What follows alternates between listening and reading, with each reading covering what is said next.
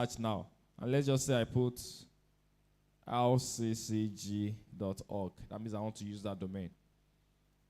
They will search for it. What is showing on the rccg.org? Taken. That means I can't use that domain. Even rccg.com, taken. These are different extensions. It's .fun, .host, .site, .press, tech, agency, center, digital, live, among others. Different extension. Then, let's say I search for, can somebody give us something to search for? Let's say I search for St. Stephen's. I wouldn't know what domain the church.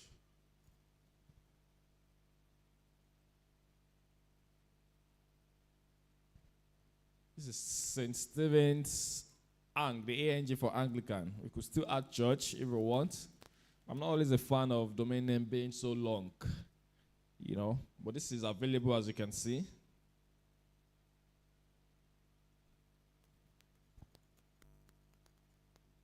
St. Stephen's Church.com, available, .fun, available. I could search for .org. .org is also available. And then you can see, interestingly, they're giving it out for free for the first year. I suppose it's November, by the way. Perhaps the Black Friday is going on at their end too. Normally it's not for free. But then this has been given out for free. And then subsequent year, you renew at $15.98, approximately $16. So if I want that St. Stephen Anglican Church, which has been checked here, I just scroll down and click on Connect to Hosting. I click on Connect to Hosting now. I'm going to see a breakdown of my total fee.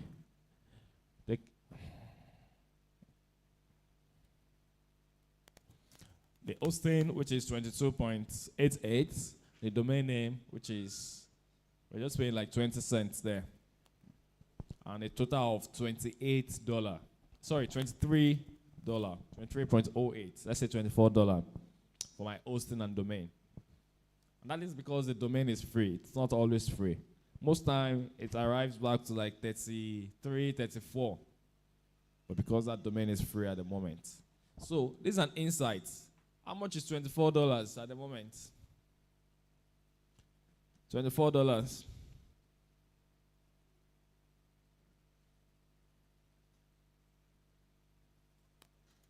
$24 at the moment is 34,508. Let's just say 35,000 for hosting and domain at this very point. I really don't even want us to calculate that amount we've been giving for the domain. I would have lost us to add because it's just for now. You can wake up tomorrow and then it's being sold for $10, $11 again.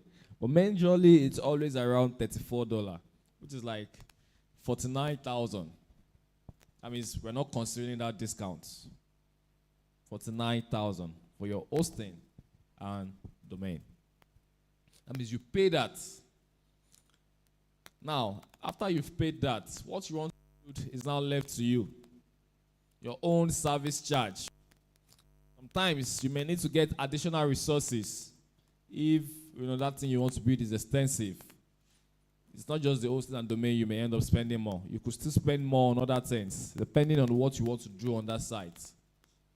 If somebody has approached you, they want to do this, they want to do that, and that thing they want to do, they'll cost money to achieve them. There are other resources you have to buy to achieve them. It attracts more. But for any content-based website, a website like this church, for instance, which is just content-based, nothing, so big. The hosting, domain, about, let's just say 50,000. So how much do you charge if anybody wants to build just a simple content-based website? Knowing I'm spending 50,000 on hosting and domain, I factor that. So things you factor. You factor the hosting and domain costs.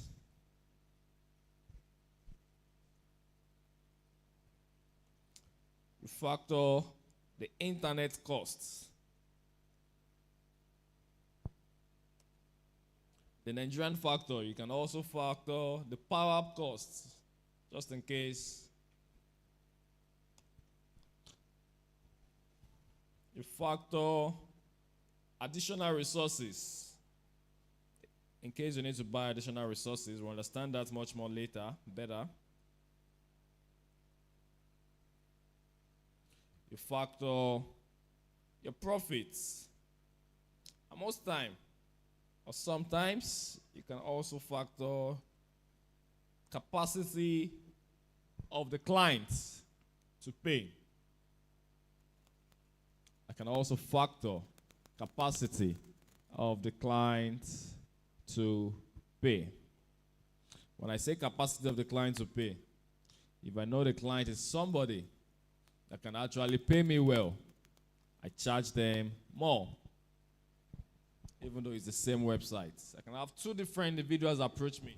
They want to do the same thing, nothing different.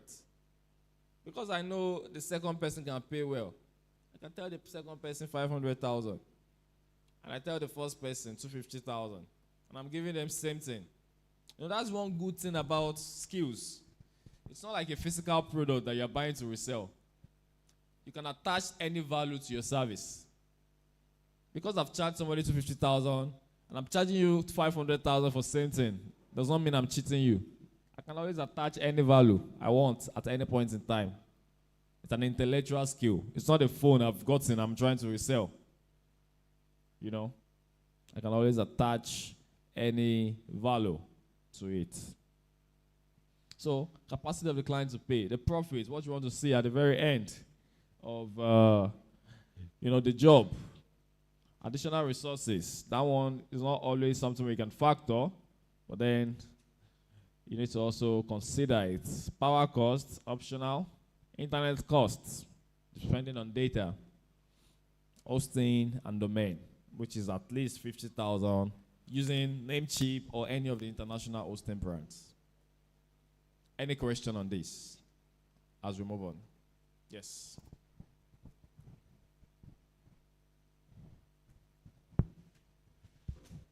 Question is checking on the purchase of the hosting and domain. The pay is per year, right? So is it that after 1 year the person will have to renew, or you have to build another web? Okay. The pay, thank you. The pay is annual. You can sit down, thank you. What happens after a year? It's a very good question, because it's something you may need to explain to your clients, so that they won't just assume that when they've paid you 200,000 or 250,000, their website will be live forever. No. The very first time you are helping them build the site, you're charging for hosting, domain, you're charging your development fee. All these other ones I said now, they are development fee, beyond the hosting and domain. You're charging your development fee. After a year, towards the end of a year, they will need to renew their hosting and domain. So at that point of renewal, you are not building again. You've built the site already. The only thing you can charge at that point is a service charge for renewal. Maybe 5,000, 10,000, just to make payment, and then you are done. 20,000, maybe you shouldn't charge more than that. Sometimes, most time I even do it for my client free. You just renew, and then the site is up.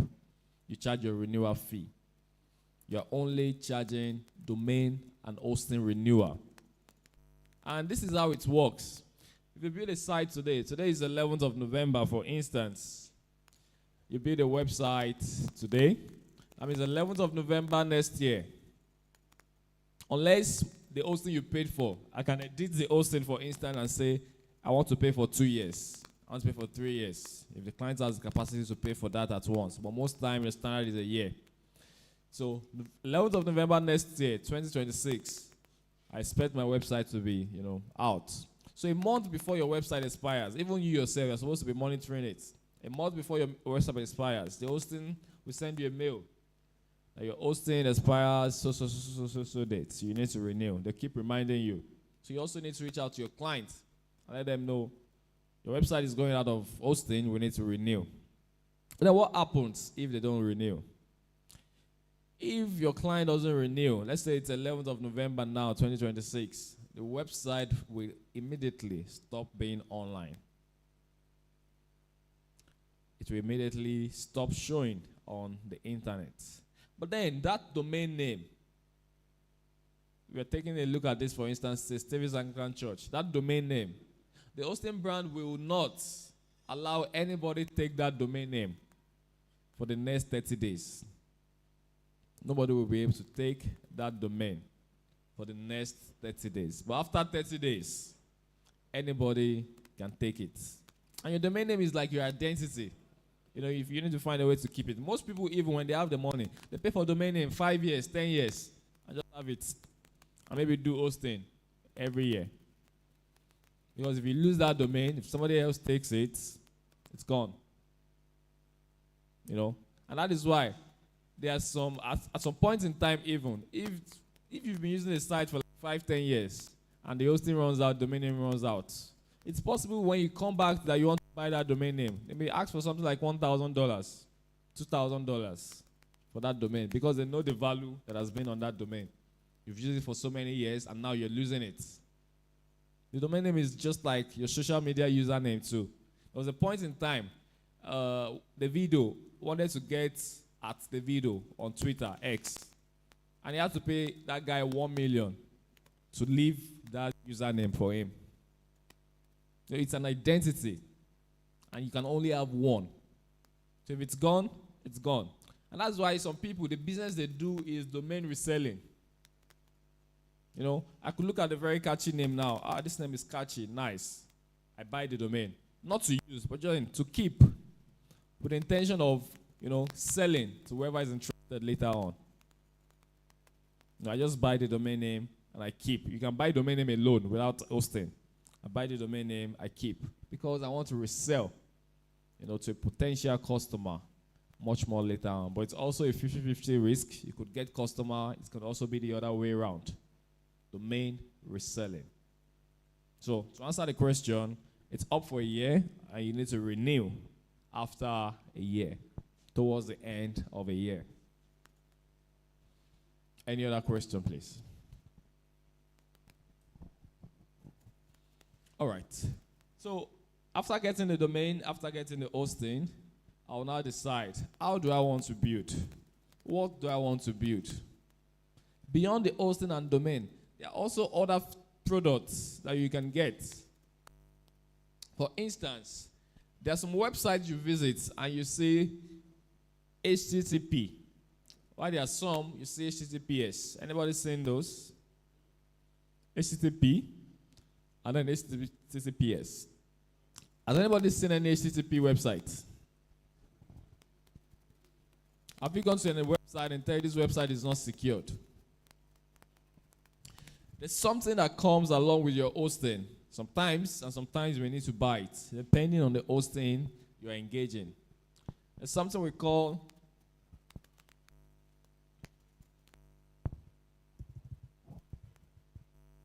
the SSL certificates. SSL stands for Secured Socket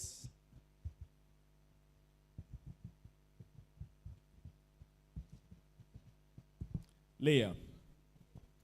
Secured Socket Layer. SSL. What's the function? What's the use of an SSL certificate?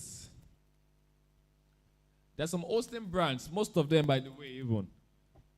They give you free SSL, free basic SSL. If you try to study the name, secured socket, and then layer, that layer, what picture does it paint? Layer. Judging from the word layer, what does it tell you? Anyone? Something is in layer. It's covering. Covering. Any other inputs? Isn't what, sir? Stages, yes. The stages is a different layer. And I explained something on it yesterday using the estates I made mention of. That there are some estates. You have the local security men with, what's it called? What? The local security men without gun, with stick, for instance. If they ask you, is your estate secured? You still say yes, because you have security men there. Why there are some other estates that you have armed policemen just with gun. Is your estate secured? Yes, because you have armed security men. There are some other estates. You have armed security men with tanks. Is your estate still secured? Yes. If you ask anybody living in any of the estates, is your estate secured? What would they say? Yes. But then one is more secure than the other. So same thing for the website. Even though most of the hosting, they give you a basic SSL to make your site secured. Sometimes, if what you are doing on that website warrants an extra security, you may need to get a stronger SSL and pay for it. About $5, $10, depending on the layer that you want. And that's why I gave that estate analogy.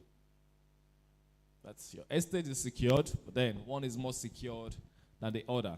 So on Namecheap, and perhaps most of the hosting, they'll give you the basic SSL. If you're not doing anything extra, you don't need to buy the extra SSL. But if you're doing something extra, you can see there's a section for security here, and there's SSL certificates.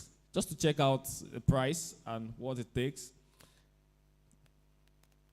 Take a look at this. Different prices. Positive SSL, about $6. Essential, $14. And so on and so forth. There's even one for about $50, even more. There's one for approximately 118, which even cost more than our hosting and domain, the initial one we just checked.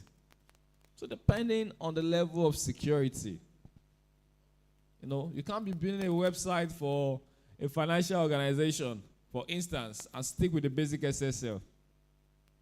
Take a look at just this. This is 117. 117. Just for certificates. If you have to add hosting, if you have to add domain. I mean, somebody can spend about $500 on hosting, domain, and SSL. Even about $1,000. So you get to, when people tell you, I built that website for 50 million, you get to ask, what are they building? Depends on the functionality. The former Lagos State Governor, Fashola, when he built his site at a point in time, it was like 71 million. That was ascribed to that site. So it's not a straightforward thing. It's not like, that's why I said yesterday, how much does it cost to build a website? What did I say the response was? It depends. Depends on so many factors. So many. So with this now, we have an insight into the amounts. At least the basic website without any extra functionality. You're spending $50,000 on hosting and domain. And then, let's say you charge $250. Let's say you charge $200. While starting out, just to get that job. Your very first job, most time, shouldn't be about profits, at least strongly. Should be about portfolio. Because people will always ask you, what have you done? So in your attempt to get that very first job, don't be so concerned about profits. You make something minimal, good to go. So that you can start using that website to show people at least, this is what I've done. This is what I've done. Even put your name at the bottom part, at the footer of the site. Developed or designed by so. I mean, it's a portfolio for you. So I said yesterday that we're going to be using the CMS. What does CMS stands for again? I said there are 3 ways you can build a website. Said the web language.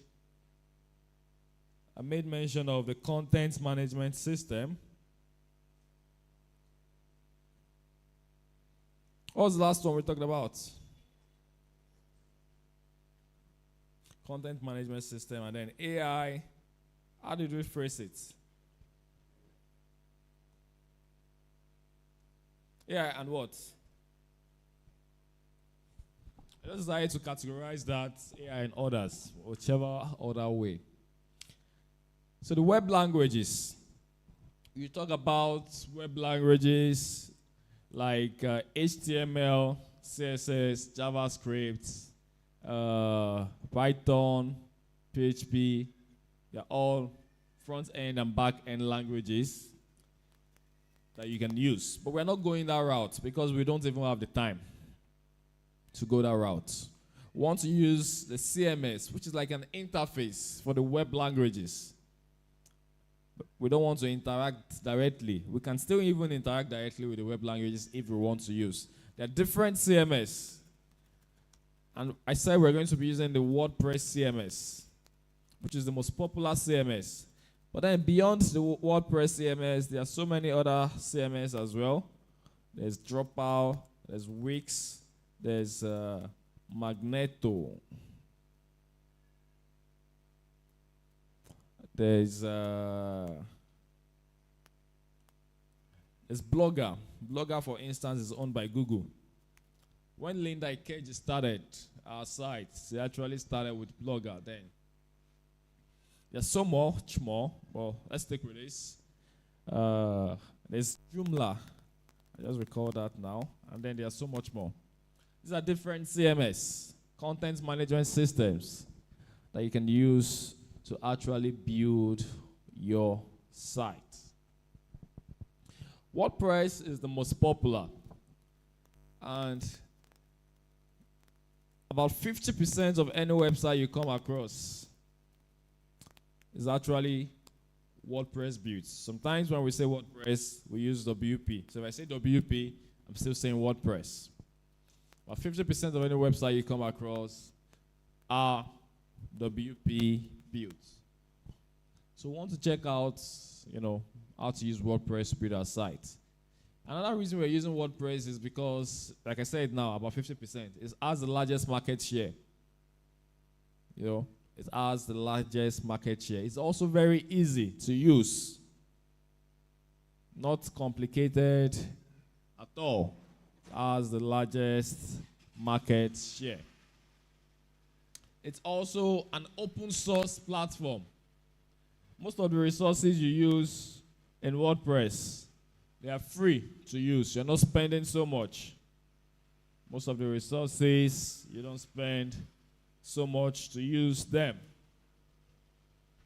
So we'll be checking out. But along with the WordPress, I said we're going to be using a software with it, and that software is XAMPP. XAMPP is a local host software. A software that will enable us to build our house without buying our land. XAMPP. It's a local host software.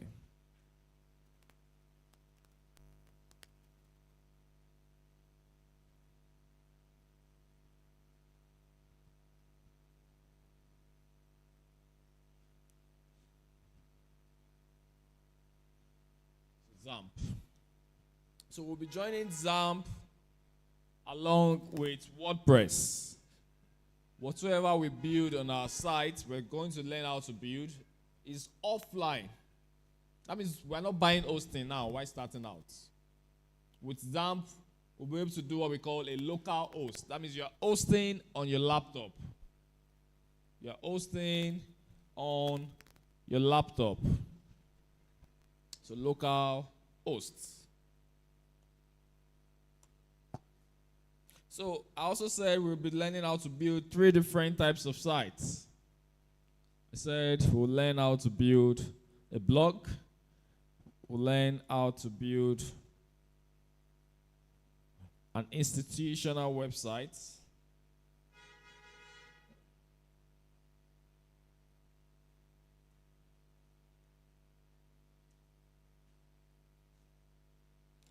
And then we'll learn how to build an e-commerce website. The institutional website is also known as a static site.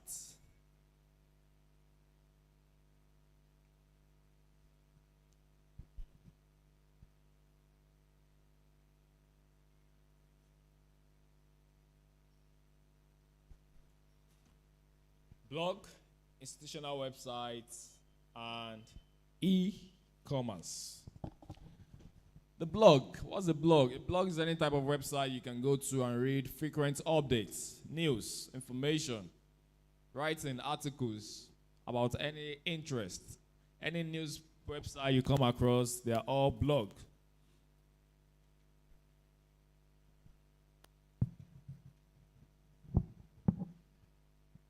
This is Punch NG, for instance. Punch websites.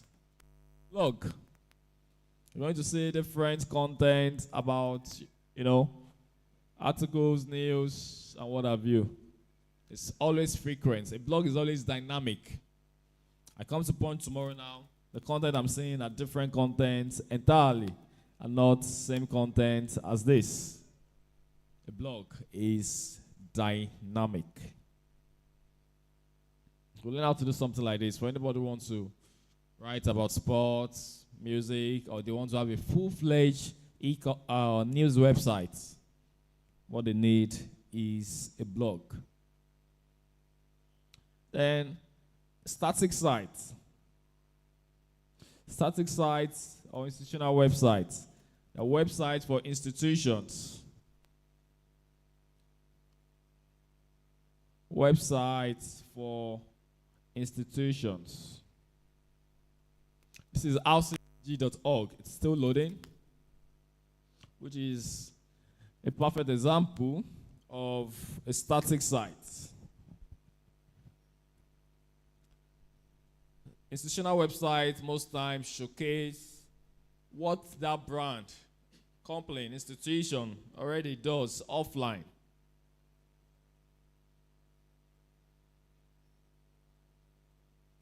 Send different content on RCCG. So we'll learn how to do something like this.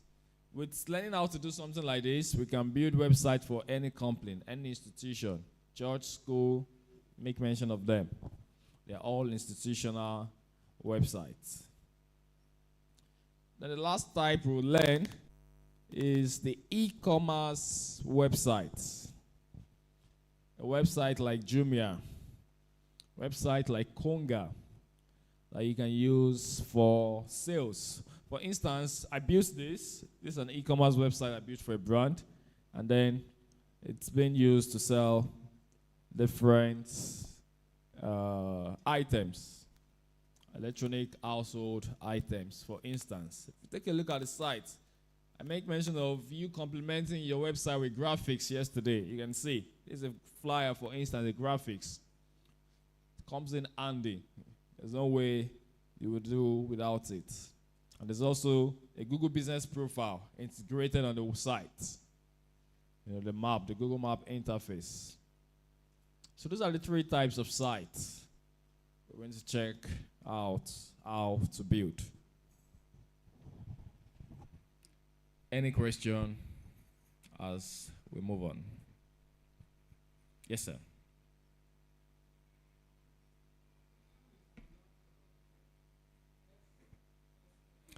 SSL, okay? Yes, sir.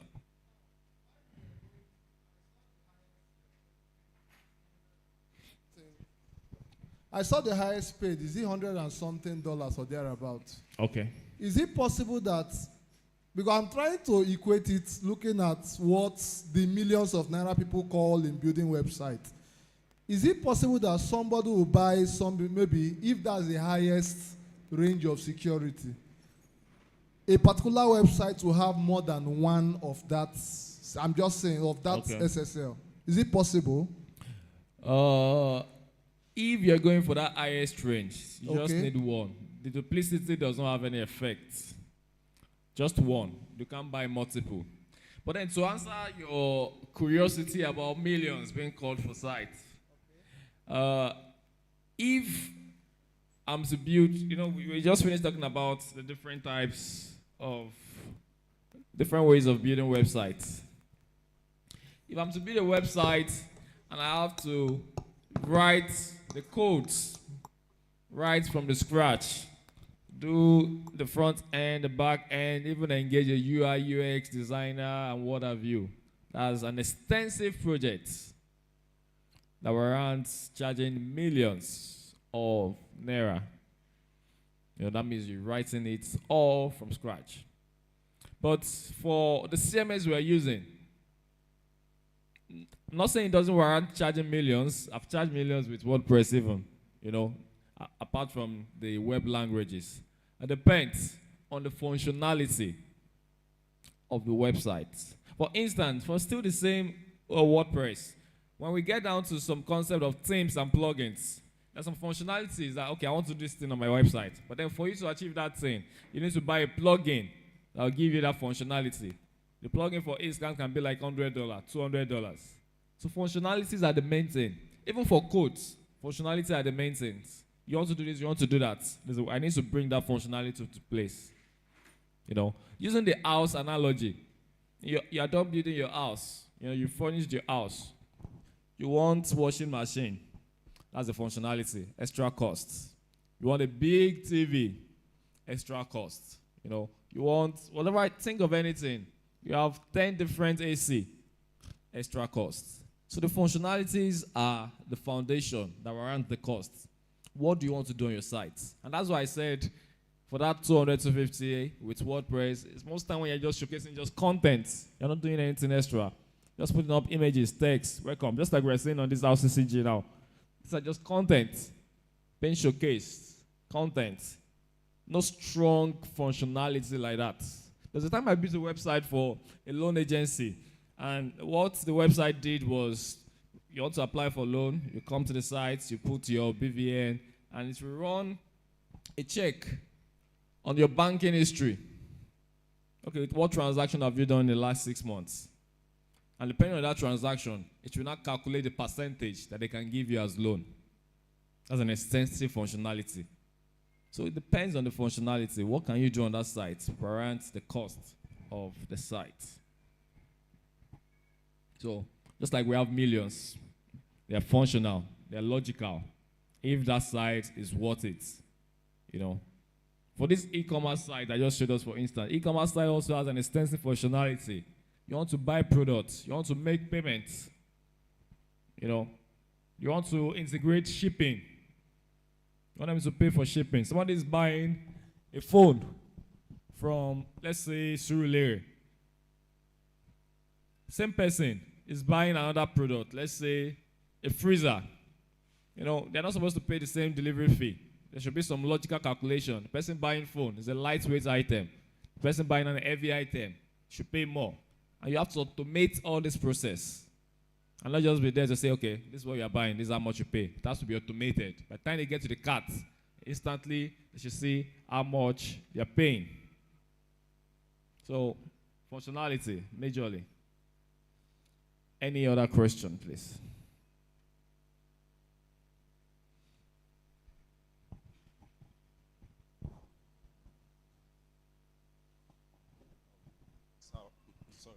Something occurred to me now. My question is when you are charging someone a huge amount of money, and let's say you want to start off the project, how do you get the person to trust you and pay the money into your account? How do you get the person to trust you and pay the money into your account? Well, it's a delicate question. The question is not even just about website, whatever we're learning. It's a general business question that can apply to any type of business. Anytime you're starting out, I'll take it from the web angle though. Anytime you're starting out, when I started out, for instance, I think my brand should be about 7 years now. When I started out my brand, the very first site I created was a website for myself. I felt I couldn't start going out and saying, come and build a website. And I don't have a website as a brand. So I built a website for my brand. At that point, it was not even standard. But then I just built it just to showcase. Created social media presence, showcasing the face, behind the site. And I started with family and friends. People I can easily, they know me. They can easily bank that, okay, I can do this. That is when starting out. But over time, you build your brand gradually. The trust will start coming in. I tell you, 70% of whatsoever job I get I don't see the clients. I don't know them. You know, most times it's always from referral. Okay, he has done this for me, another person, can you help me do this? So the very first person, build that, trustworthy brand. The very first person you do your job for, make sure you do it really well. Make sure you provide the value. Most times they'll be the one to refer your second client, your third client. And it keeps on going like that. Referral is a big thing in, this industry. You refer the first person, second person, third person. As long as you're doing the job really well. Of course, you can also decide to register your business. When you're starting out, it's not a must. You can still make it personal. But if you can, it's really good. Do business name registration if you can do limited. With the Corporate Affairs Commission. It brings a sort of, how do I put it? Worthiness. I'm dealing with a brand. I'm not dealing with an individual. Even if you have to send accounts, you send your corporate bank account, not your personal account. People, trust you more when you send corporate bank account instead of personal account. Another thing is, they can also just decide to go online and search for that your company name. So you as well that you're trying to get jobs, you need to take your SEO very serious. If I just go online and search, I should be able to see all your social media pages, even if you don't have a website. I should be able to see your office, if you have a physical office on the Google Business location. I should be able to see contacts, good reviews. So many ways that you can decide to. You never can tell which will work. Just try as much as possible to make sure people see you as somebody they can actually work with.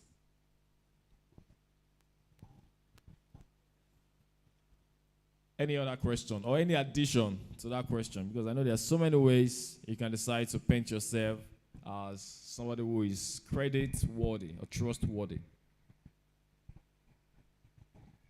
Yes. Okay, just to add to what he said, in business, that is why they have customer service. And customer service is all about how does a client feel after such service. So if you're able to build a good relationship with clients, you did job for them and they felt good, they can confidently send someone to you.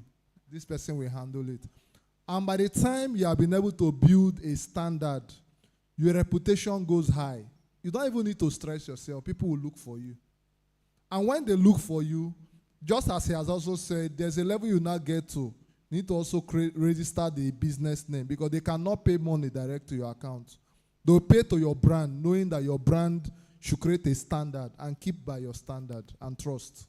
If you tell them, so time, you will get this, make sure that time, what you said, is that gradually they will trust you and they'll do anything with you. Thank you. Thank you very much for the addition. So any other question, addition? I think we have a fuller house now. I was trying to take my time before we jump to any practical. The way our class works, and I'm pleading with us, and I hope we'll make it work. The class is a journey. It's a progression. It's a progression. We'll do something today. That thing we're doing today is needed for you to understand what we'll do tomorrow. That thing we'll do tomorrow, needed for you to understand what we'll do next tomorrow. You missed out a particular section, you get confused. Particularly for the web. You missed out one particular concept, and then you get totally confused. So I don't want us to be doing any much back, forth thing. For us to just move steadily and learn as much as possible. So please, let's try as much as possible to get in early, and also try as much as possible not to miss any section. Please and please. So the practical will, how many people are with system this morning? If you're with a system, I'm not seeing much system on the table. Let's put it on the table if you are with one. I'm only seeing one so far on the table. If you're with your system, just bring it out and put it on the table.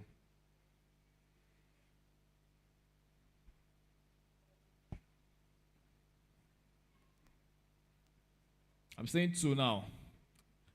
Do we have more coming in? I'm saying 3. I'm saying 4.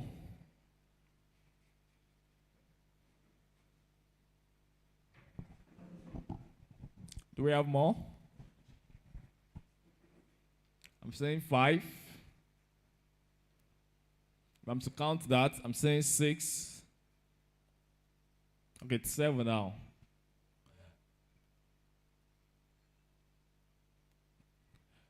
All right. I want us to, just to make the class really easy for ourselves, particularly the web, even though we'll be getting started with digital marketing now, but I'm preparing ahead. I want us to have a sitting arrangement that will warrant that each table has at least one system. That each table has at least one laptop. So we have to find a way to achieve that. But now we get started with digital marketing. I want us to do something on Google My Business. I made mention of that yesterday. I will be starting with the Google My Business. The Google My Business is integrating or spotting out a business on the Google map.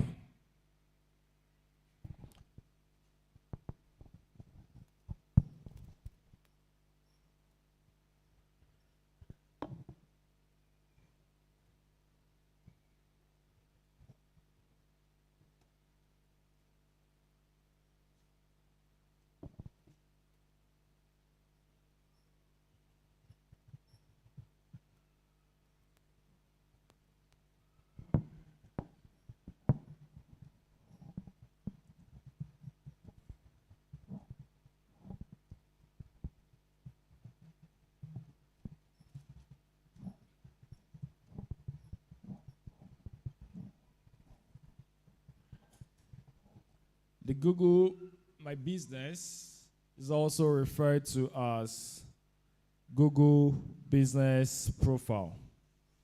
Also referred to as Google Business Profile.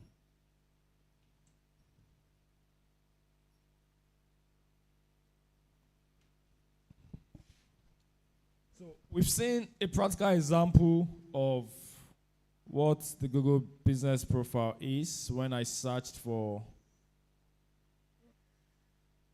fashion stores in Yaba earlier on, which is this still showing on the screen. Fashion stores in Yaba. So Deborah's Grace Limited want to create something like this. Deborah's Grace Limited. Deborah's Grace Limited. Let's check out Deborah's Grace. If I click on it, I'm able to see information about the business. I'm able to see their pictures. I'm able to even visit their website. I'm able to get direction to their location. If I click on direction now, I'm able to call them. The phone number is there. I'm able to see reviews that the business has already. You know. Click on website now to direct me to their website if they have one. I click on direction. It should give me direction to the store. So how do we create this? This is what we want to do now. Do we fire on? Anybody out of class? Did anybody step out? So I'll do the theoretical breakdown, guideline, then we'll jump to the practical. Before you can use any Google product, this is a Google product. Before you can use any Google products, you need to have a Google Mail. You need to have a Gmail. Because all Google products are linked back to the Gmail. So that means you need to open a mail. I don't believe everybody here knows how to open mail. Right? Do I believe that? Everybody knows how to open a Gmail. Do I believe that? All right. If you don't, let's talk. Everybody knows how to open a Gmail. Right? Gmail. Gmail. You know how to open a Gmail. So, you need to have a Gmail. But then, let's assume I'm creating this for a business. Let's assume a business has approached me. And they want me to spot them out on the map. They don't have a Gmail. They don't have anything. I need to create a new mail for them. And make that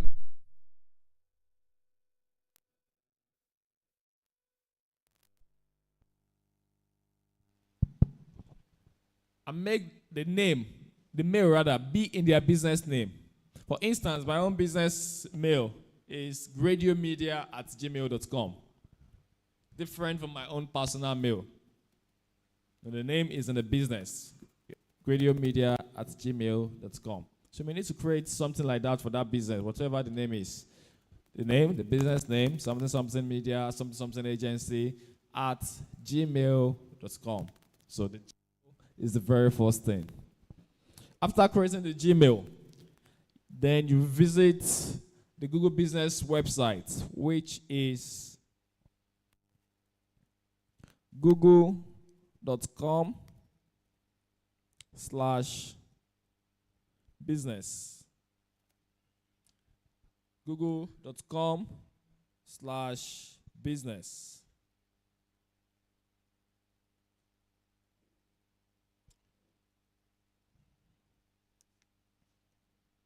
You can also use business.google.com. Any of these two. google.com/business, business.google.com.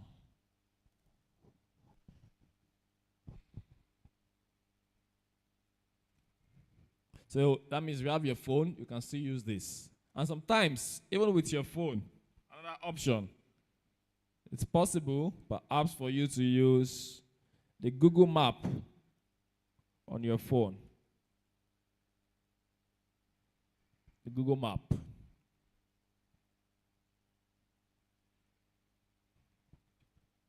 google.com/business, business.google.com. Or you use the map application on your mobile device. So let's check out the website and let's see, what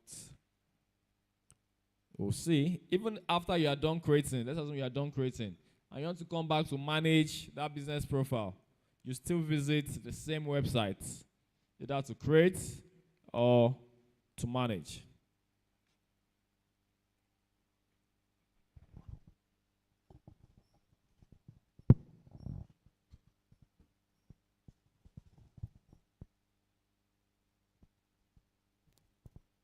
So this is business.google.com, and I have this saying, stand out on Google with a free business profile.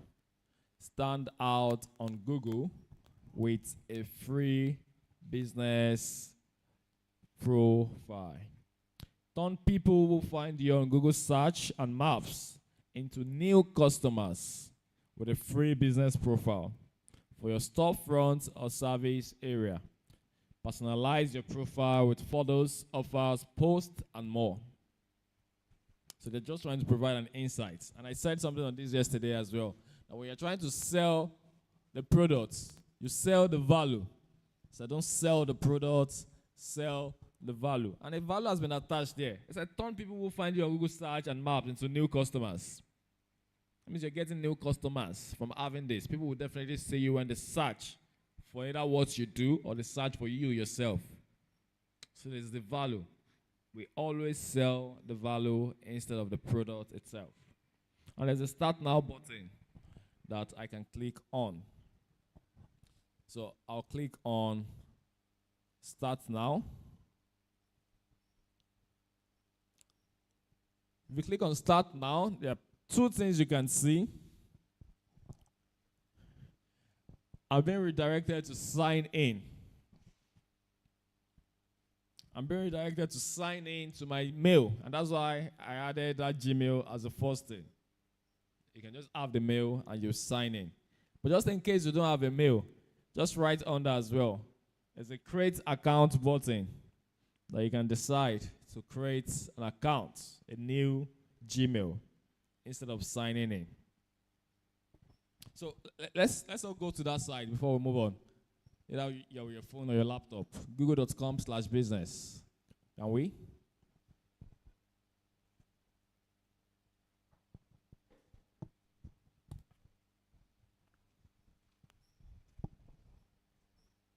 Phone?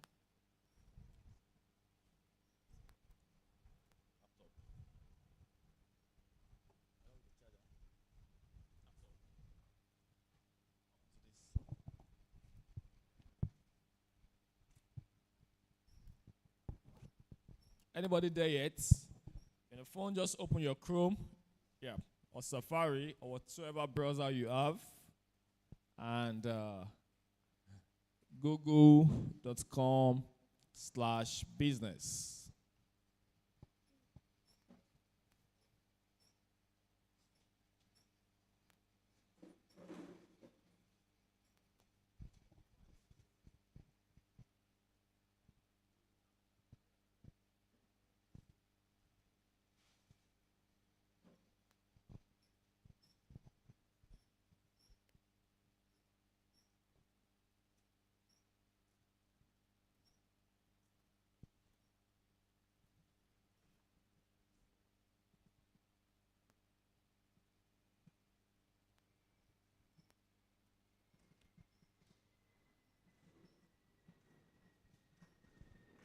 How many people are there?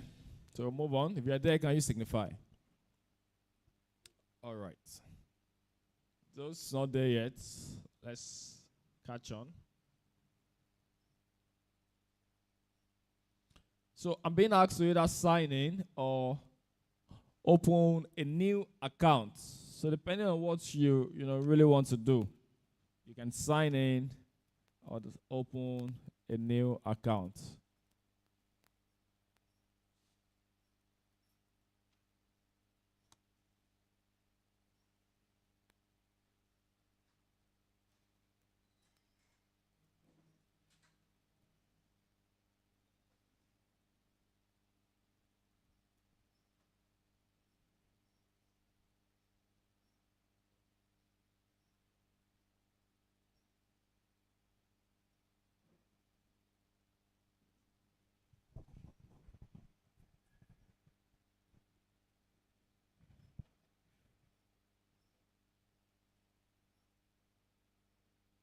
I'm trying to sign in on my end, so either sign in to your mail.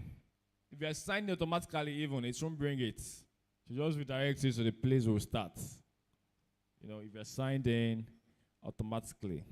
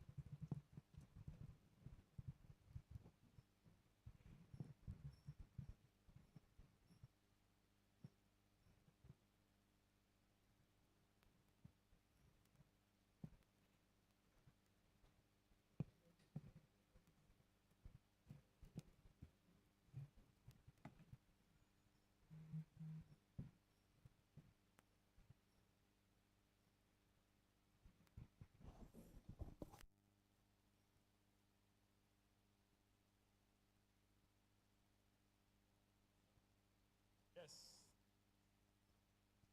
You sign in. I'm trying to sign in on my end. Coming.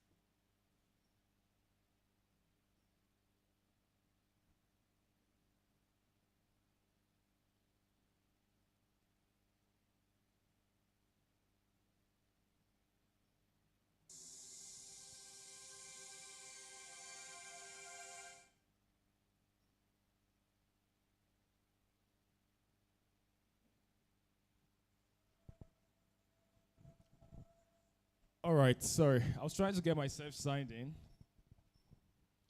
For those who are signed in, anybody saying something like this?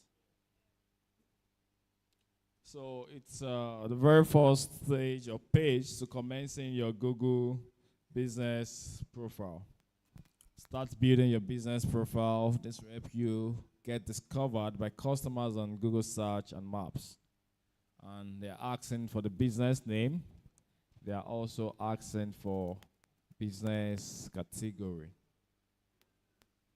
So, I don't know what I want to create for on my end. Anybody with a laptop that is already on this page?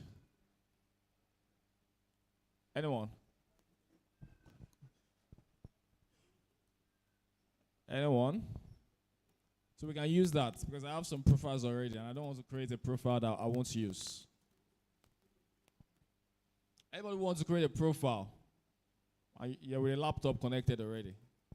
Is any of the laptop connected here? Are you on this page? Do we use it? Is it charged? So what do we create for you? You come and create it. I will put you through.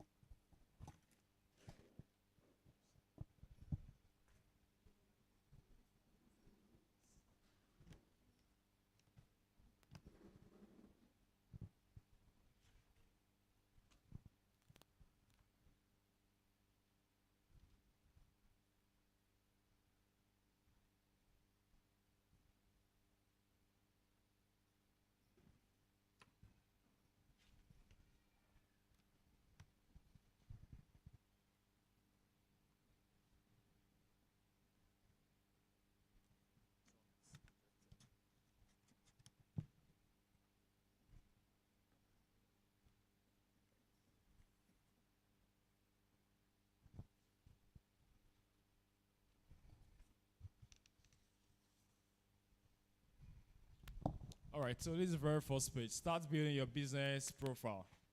We'll be asked for the business name. And then we'll be asked for a business category. So what do we create for you? Do you have a business in mind?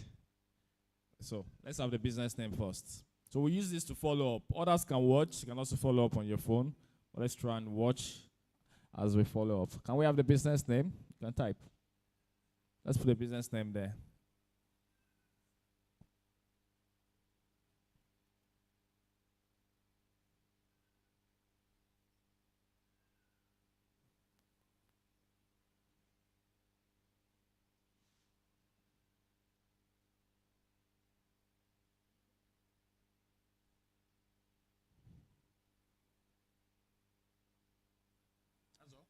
That's the business name. Dim? Is that what you wrote? Let's have it now. Ha ha. You don't want to put your business name. Are you sure of a business name? Put something.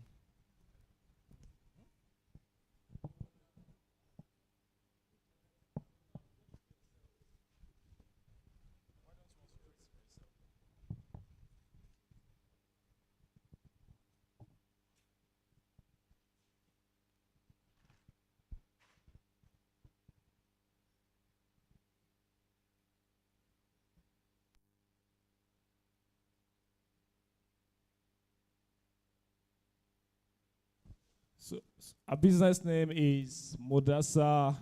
Is that pronounced well? Modasa Fabrics. All right, Modasa Fabrics.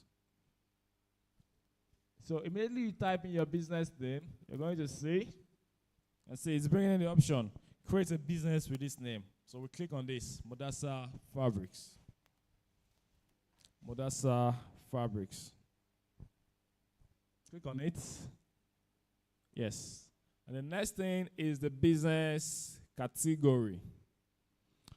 It will ask for the business category. Depending on what type of business you are into, there's always a category. Is it fashion? Is it a church? Is it a school? So what do you do on that end? You come in on that end and type in a keyword. You type in a keyword. For instance, fabrics. This could be fashion. So come into business category and type in fashion. FAS. Even before you finish typing it, you should have seen some suggestions. So we have fashion designer. So we need to choose. There's something you need to take note of here. You need to choose out of the options that you've been provided with. Not type in a new option entirely. So we choose out of the options. So you can choose fashion designer. Others that are following, you're trying to sign in.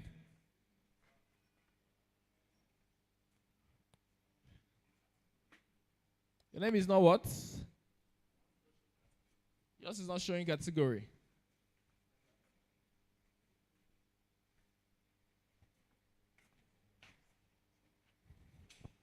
You've gone ahead of that's category, yeah. What's it showing? This first thing is showing. I just feel. Sometimes, sorry, sir. Sometimes it's not being in the same order. See some things first before the other one. But then let's just fill up.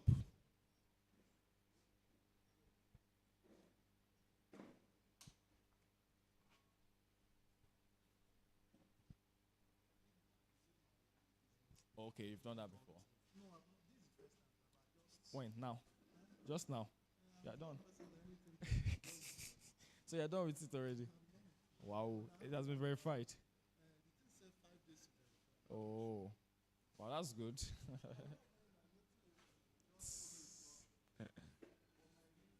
Yeah, that.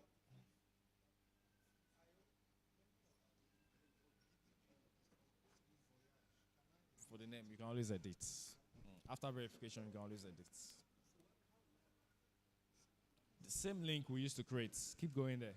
That same link, google.com/business. It's the same link you used to access. It's possible, but it's also possible they don't send. Or you check through your map.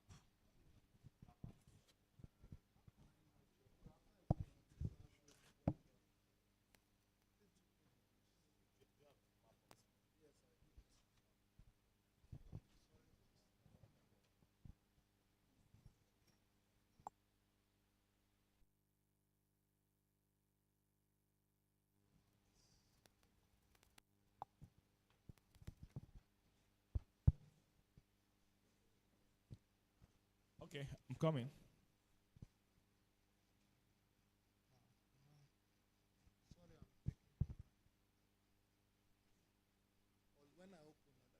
Okay.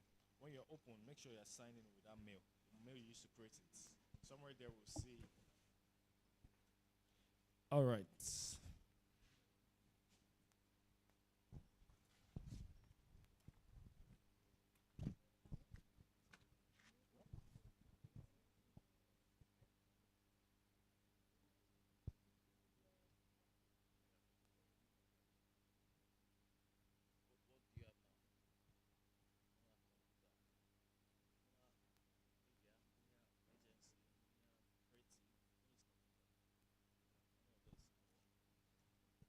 Okay, let's, for those who, before we proceed, for those who are wondering, what should I create for? You've gone ahead of us. For those who are wondering, what should I create for? I don't have a business name. Let's quickly take the next 5 minutes to talk about coming up with a brand name. The goal of this training, of this section, is that everybody here is starting a new business. And the business will focus on the skills that you've learned here. You're starting a digital marketing agency, you're starting a web design agency, and you need a brand name, you need a business name. Does not matter if you have some other businesses before that you're doing, good. You need to form a new business. It's possible for you to use the same name you've used before and then add a suffix. That means another name would say that would depict media or web or digital marketing. So there are different ways you can come up with your brand name. It could be you looking inward at your names and finding some letters, matching them together. As long as they are easily pronounceable and then they are catchy, you're good to go. So for now that I'm asking us to create business name, for those who don't know what to create, you now have a brand. Take a look at it this way. You now have a business that provides digital marketing services to people. And what is your brand name? You need an identity. Look into your names. Find some letters you can join together. I can form something. Or look for something abstract, easily pronounceable. Something unique, if possible, unique. No competition against that thing. Don't go and use something that is existing already. It could be 2 letters from your first name, 2 letters from your last name, 2 letters from your middle name. Package it all together. So for those who don't know what to do, just look inward. Try and create a name that is just nice, catchy. And then you can put that business name there.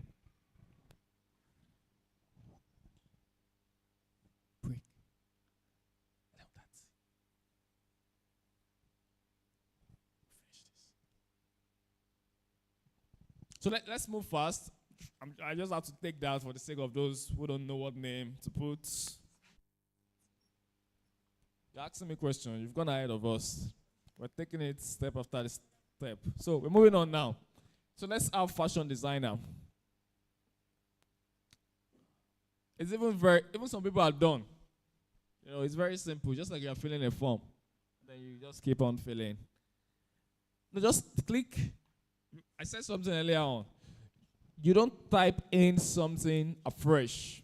You need to choose out of the options that you've been given. Did we get that?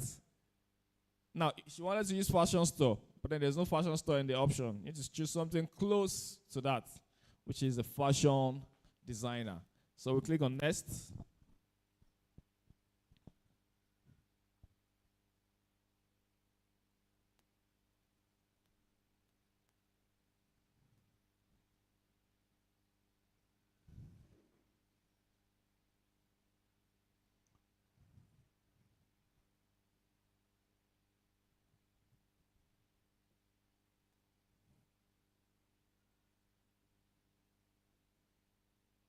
There seems to be something wrong. Is it the internet? Yeah, there's no internet.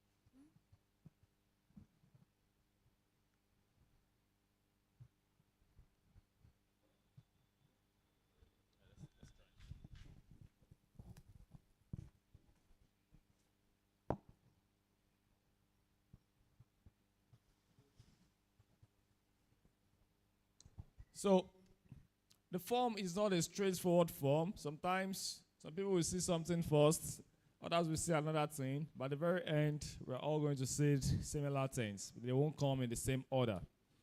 So here I've been asked, do you want to add a locations customers can visit, like a store or office? So the question is straightforward. You either choose yes or no. So let's have, that means you have a physical place people can visit, walk into. So let's have yes, and we proceed.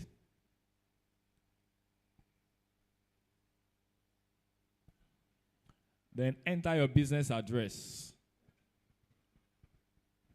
So they will ask for country, they'll ask for street address, local government area, city, postal code. Do we all know what the postal code is?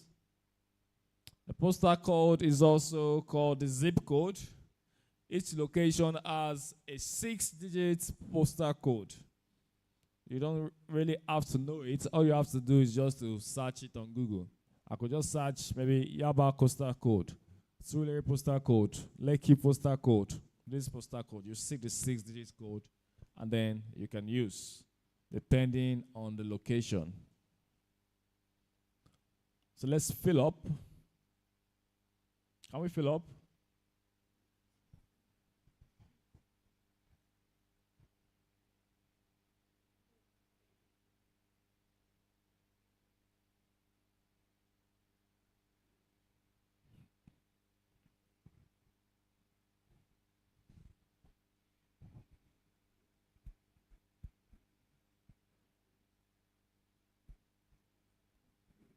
What?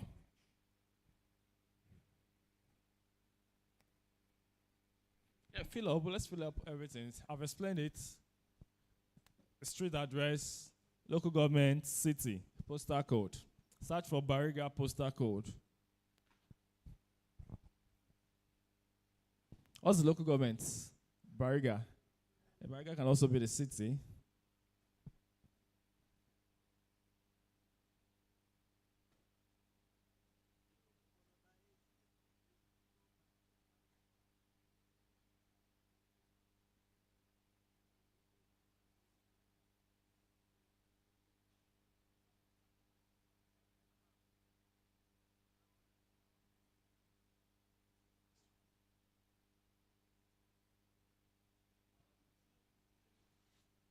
That's Bariga, right? Okay, yes, giving you Bariga. 100 242. All right. So we're done with this now, but then just to appear really professional, make this B uppercase, make this O, let's be sentence case.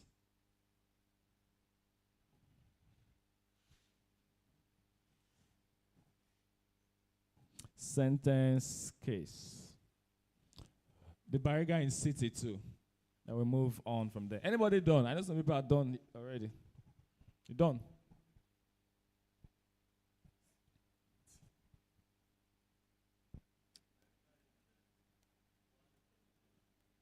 Okay, it's not this. Okay, let's have the capital B first. Then 100 223 as the postal code. How do we get it? Just search on Google, Bariga postal code. Whatever location, put the name of location and put postal code after. You'll be able to get a 6-digit code. So let's move on. Next, the state is Lagos. We're done. It's been verified. Eh? Ah, that's good. Some people are done already. Verified. Okay. Okay. So, you are the business location. Yeah. Ogun is a city. Where in Ogun? Where in Ogun? Hmm?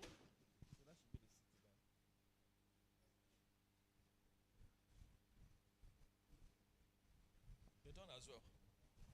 Wow. All right. So this we are seeing. Can you scroll up? Can you scroll up a bit? Did you skip it? We saw something earlier on. Did you skip that? Yeah, this. Not everybody will see this, but some people, it's possible. So I want to explain it. Whenever Google detects a similar business to what you are trying to create, they will bring out those options and they will ask this question: is this your business? I mean, they've detected similar businesses. I'm saying Brussels fabrics, quality Ankara fabrics, Jadesh fabrics. So all you have to do is to do none of this. These are not my businesses. That's what you're telling Google.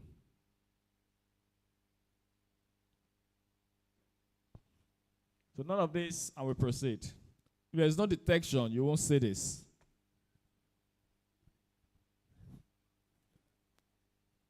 So none of this. Let's choose none of this.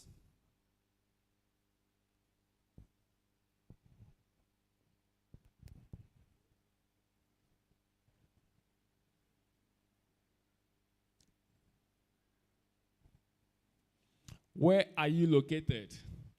Possible for you to see this, possible also for you not to see this. Sometimes Google will want you when they are unable. For instance, I doubt you added a specific number in your address. Maybe number so, something straight, Bariga. But when they're unable to spot out the exact place, they'll bring out this map and they'll ask you to put this location at the exact place that you are located, at the exact spot. So that I won't want to be coming to this church and Google Map will take me to the next street. It has to be at the exact place. So all you have to do is to click on adjust. There's an adjust button here. After clicking on it, you'll see a zoom in and zoom out button. Adjust. Yeah. So we can zoom in. This plus is the zoom in. And minus is the zoom out. And you can drag. You can drag this place. If you come to this place now, come to this other interface. So left click and drag. Left click and drag. Left click. That means you hold the left click. So you can see. All you have to do is to make sure this arrow falls at the exact spot that you are located. Yes, ma'am. Much more later, yes, you can change if you want to change. If you are lucky to be at that same spot that your business is, you can use this first location icon. If I click on this now, it will spot out where you are. But if you're not, plus and minus, find where you are. This is CMS Grammar School. If you know the location, if it's your place, you'll be familiar with where this arrow should actually be. So can you quickly do that for us? Put the arrow where your business is.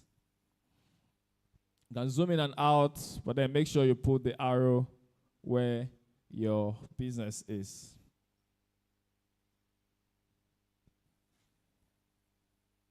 Do you understand the concept of the arrow? I'm sure some people didn't see this arrow. When Google is able to detect, where you are, they won't bring this. But if not, they'll bring the arrow and they want you to spot out the exact spot where your business is. Have you done that? What's the name of the street? This is, what? This is CMS Road. This is where the business is. You sure? All right. So we click on next. The implication of getting this wrong is that whenever somebody wants to get direction to your location, Google will take them elsewhere. That's why we always have that issue. You check somewhere, Google is taking you elsewhere, and the business is maybe a similar location, but maybe 2 streets away, not the exact spot. So it's important to get this place really right. And then we click on next. Next.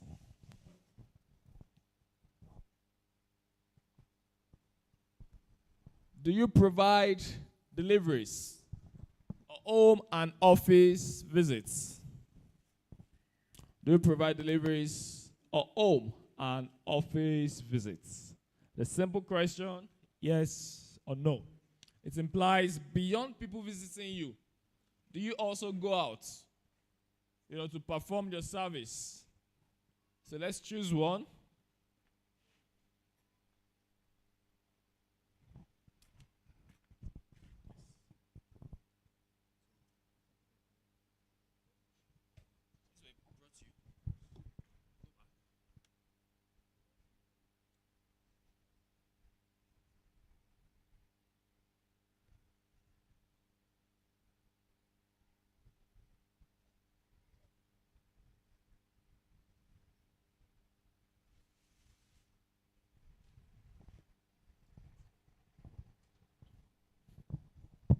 Okay, you're done with it, but then, see. You've not added? It's not all the time to bring it out. Your address is specific, 14, like Molo Street, so that's why I didn't bring it out. I'll comment on that shortly. So, what's the next thing? There was something before this. Did you skip? I want to explain everything so that we understand. Is this? There was something before this. Leave it. That says, where do you serve? Where do you serve? Which is basically they're asking you, where is your coverage area? Is it Lagos?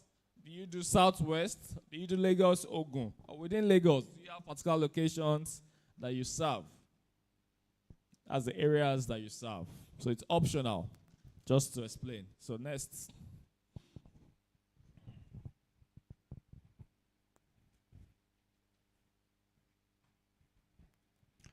What contact details do you want to show to customers? Very straightforward.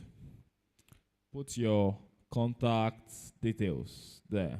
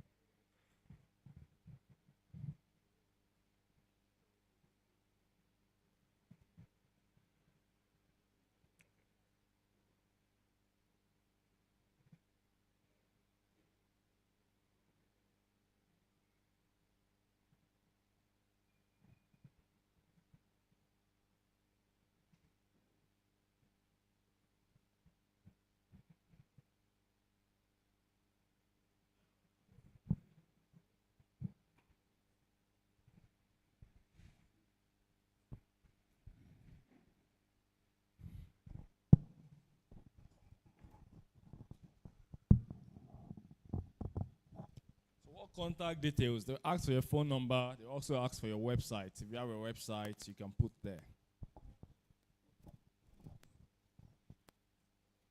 So you can click on next while we wait for that to show after the contact details.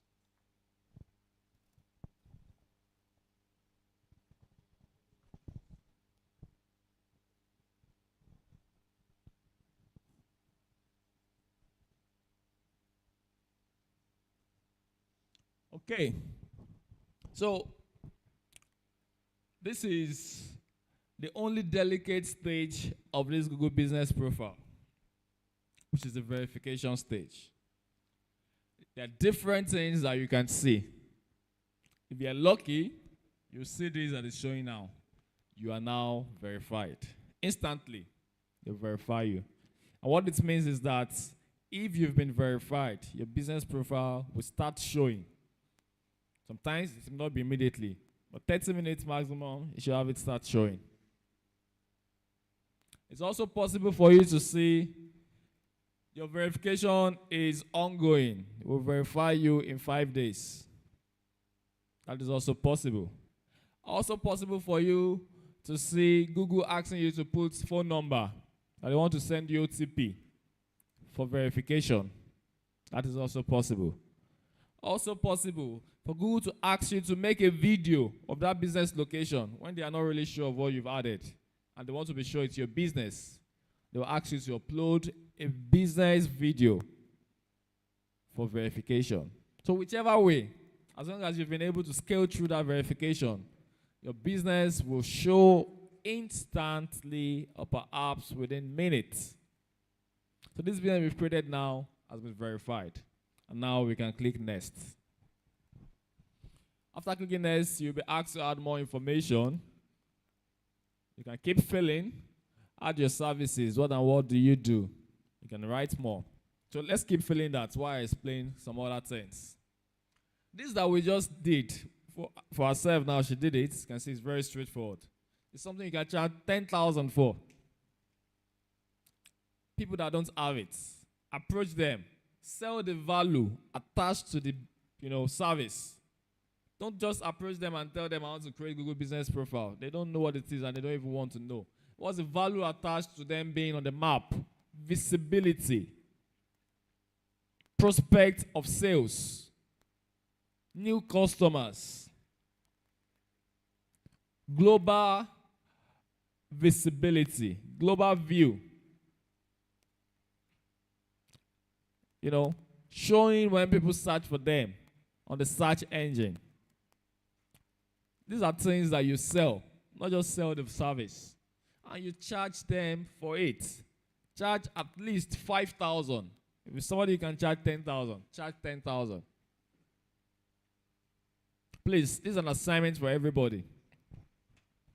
It's an assignment, and it's a prerequisite to passing this class. I want everybody to make money from this, as simple as it is. So what do you do? Is everybody following? I said this yesterday, but let me say it again. Are we all following? I want everyone to make at least 50,000 from business profile. How do you achieve that? 2 different ways. Are we together? For those who want to charge 5,000,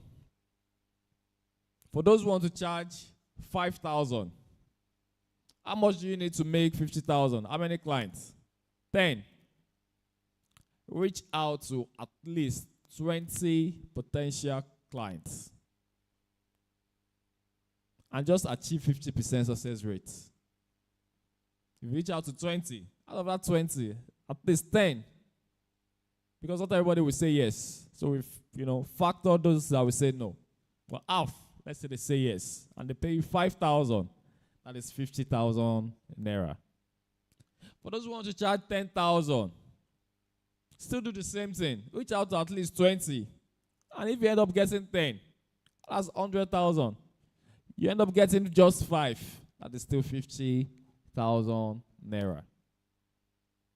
If the business approaches you, this is what you do. If they don't have a mail, create a new mail for them. Use the mail to do this. And after when you're done, you can hand over the mail to them. But if they have a mail and they are willing to give you access to that mail, some will not be willing. If they are willing, you use their mail. If they are not willing, you can create a new mail. Or you can even use your own mail to create it. And when you are done, there's somewhere there where I'll show us later on where you can add an admin. So that when on their own end, they now, if you want to manage, this thing we've created, can you hold on this end? If you want to manage, it's the same link that you visit, the same link we started out with. And what's the link? business.google.com. After you've created, you still want to manage what you've created, you still go to the same link. You're able to manage, upload pictures, respond to reviews, and so many other things. Or if you have the Google Map application, if you are logged in with the mail that you've used to create the business profile, the Google Map application somewhere under there will bring in a new section, business. And you can do so many things under that section. There's something happening here. Let me quickly explain. Can you take out the blue highlight? Click somewhere else. Take out the blue highlight. The blue highlight. Click anywhere else. Yes, click there. Okay. Take a look at what is happening here. We got to a stage that Google is saying, claim your $300 advertising credit. Can somebody tell me what they are trying to do here? Somebody attempt and tell me what Google is trying to do here. Yes. Thank you. Search engine marketing. Google is trying to move us from SEO to SEM. This thing we've created, they're now telling us how you can advertise. Take a look at the strategy. They're not telling you can advertise. They're not telling you to advertise. What are they telling you? They're telling you to claim. Most of you, when you saw it, perhaps you felt like they wanted to give you money. No. The strategy. They're telling you to claim. You are still going to pay. But then they will just give you some credits on what you are paying. So they want to take you from SEO down to SEM, which of course you have to pay for. But now we are not advertising for now. So we're going to skip. But just for us to know what that represents. Yeah, as well, they're still trying to advertise some of their services. Get a custom domain for your website, custom email, and what have you. We're also still skipping. Your edits will be visible once you are verified. For those who will be unable to verify, this is really meant for them. But then we've been able to verify this, so we can click on continue. And then it will bring us to this management interface. This is your business profile showing on Google. Mudasa Fabrics. People can get direction. They can call you. You can still add more information. Edit profile. You want to edit your business name. You want to edit your address. You move from one location to the other. You want to make sure that reflects. Read reviews. You want to add photos. You want to make a post. You want to advertise later on. Check performance of your profile. Put pictures. Product services. Get bookings. Ask for reviews. So many other things that they allow you to do there. If you know how to do this, it won't take you more than 5 minutes. You're done. And then you get, it's just a little payment. But now the multiplier effect. Any question, please? We want to go on break. I just wanted to finish this before we do. I'll take just one or two. Yes. What?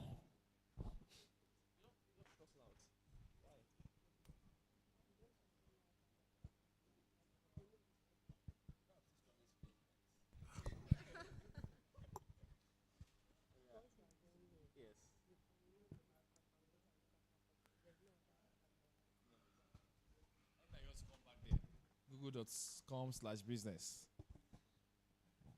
Any question, please? So please, let's take that assignment serious. We're going to review. I want people to make money today, tomorrow, before this week ends. Can we have an agreement that if you don't make money, you won't join our class on Monday? Let's see how it goes. So let's quickly go on break. It's 12 already.